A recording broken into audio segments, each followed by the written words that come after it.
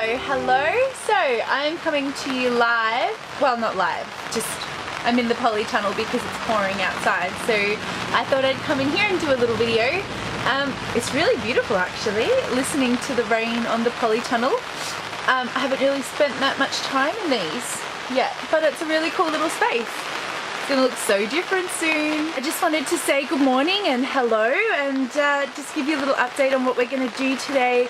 We're gonna move some timber. I'm gonna do it all myself, so getting into the big jobs, and we'll see how that goes. And we're also I'm gonna start preparing some veggie beds. So last night Grant and I did a big online order through a website called Seed Freaks, so we're really looking forward to that arriving, because we did seed saving in Melbourne, but we had to leave everything behind, all our seeds, all our plants, all our gardens, everything, and we've been saving seeds for quite a few years.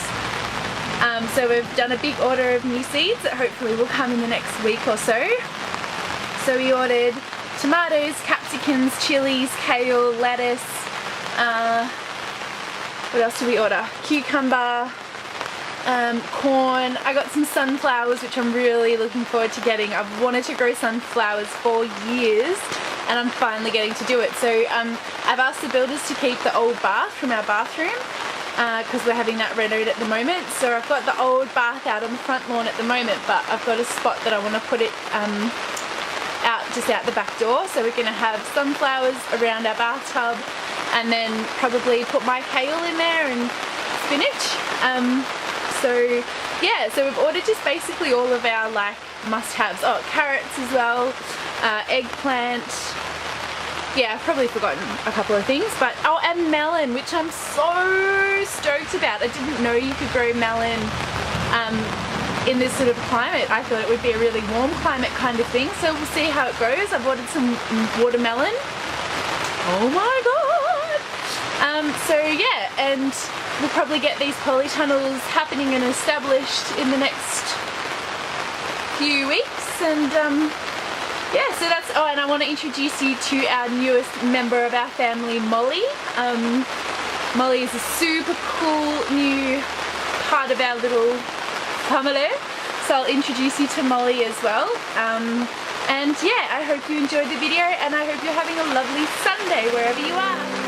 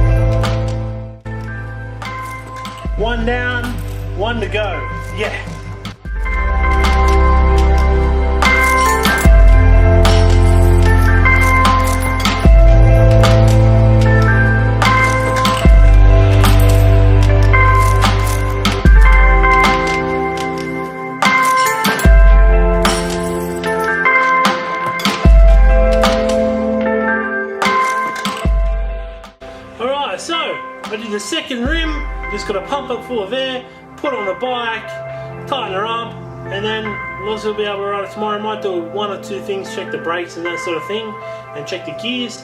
But yeah, we're in pretty good nick. Alright, cool. No worries, guys. Check it out.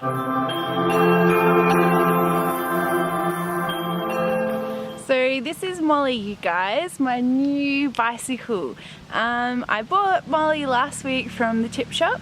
There's a really good tip shop in Margate, or just close to Margate, and it is amazing. It's so good, this tip shop, and it has completely changed my perceptions on recycling, reusing, upcycling, up shopping, and it's also made me think loads, I guess more. I've always thought about the effects of fast fashion and consumerism and you know, living in a capital society that thrives off fast fashion, and how fashion kind of shapes the way that we live and consume, I guess, within our culture. So it's really interesting, this whole experience, I guess, and a big part of what Molly kind of represents for me personally is sort of the journey within myself and how I feel about the choices that I'm making in the world, and that kind of really comprises of, you know, the things that I'm buying, what I'm wearing, what I'm using kind of in my everyday life. So yeah, it's been really it's an interesting experience buying from a tip shop and kind of removing myself, I guess, from those more mainstream consumerism pathways, I guess, if you want to look at it that way. It's more about, you know, for me, it's kind of what society has conditioned us to believe is worthy of our money and what time is worthy of our money. There's a real focus on fast fashion and buying brand new, and the whole thing of buying brand new and being, you know, depending on what you're buying, also, you know, it's a real status symbol in our society, I think, as well. And as tip shops become more common, and upcycling and recycling and, you know, finding new ways to use things that have perhaps finished in one life but are ready for a new one, it's a really kind of grassroots undercurrent revolution almost. It's a change happening in our society and our culture, I think, in terms of letting go of those sort of more traditional consumerist status symbols, which are kind of represented through what we spend our money on. So yeah, it's really interesting. So for me, it's not so much about giving like a real hard, like, stick it to the man. It's more so about going into a shop and really thinking more kind of globally and ethically about, you know, that item's journey and that item's place in the store, I guess, you know, what sort of journey it's been through, what sort of compromises have had to be made to get it into that store at that price. So Laura and I were talking the other day about some, like, a new line of clothing that's come out that's been ethically sourced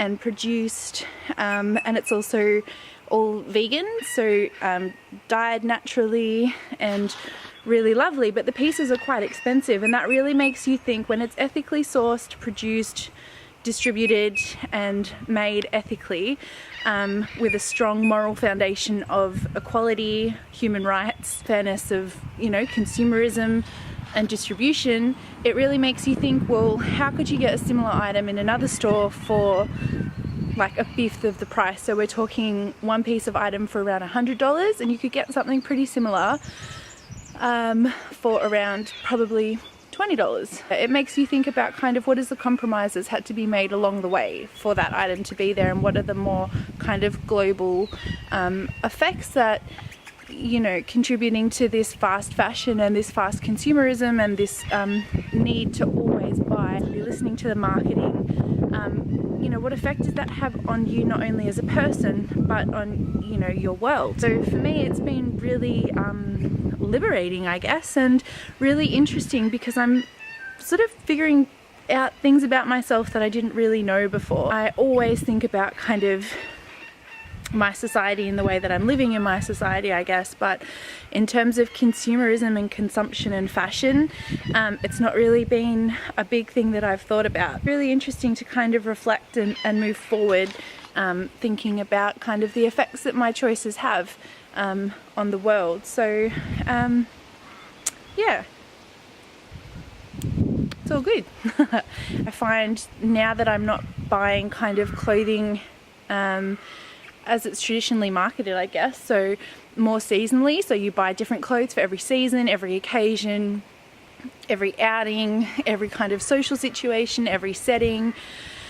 But you know, with the minimalism philosophy that I'm kind of building up, I guess, in my life, as well as removing myself from kind of unethical buying, I'm finding that my wardrobe is much smaller, but I might have a couple of, you know, pretty expensive pieces in there because of the choices that I'm making to purchase one item of pretty pricey clothing as opposed to 5 items of cheaper clothing. But anyway, that's just a little chat. I hope you enjoyed the video. That was just our Sunday. We've been buying quite a bit from the tip shop, so I might even do a tip shop haul kind of video at some point where I can show you all of the goodies that we've bought. It's all exciting, so yeah. Okay, well, we'll speak to you soon, and yeah, I hope you enjoyed the video and have a lovely Sunday. Okay, bye.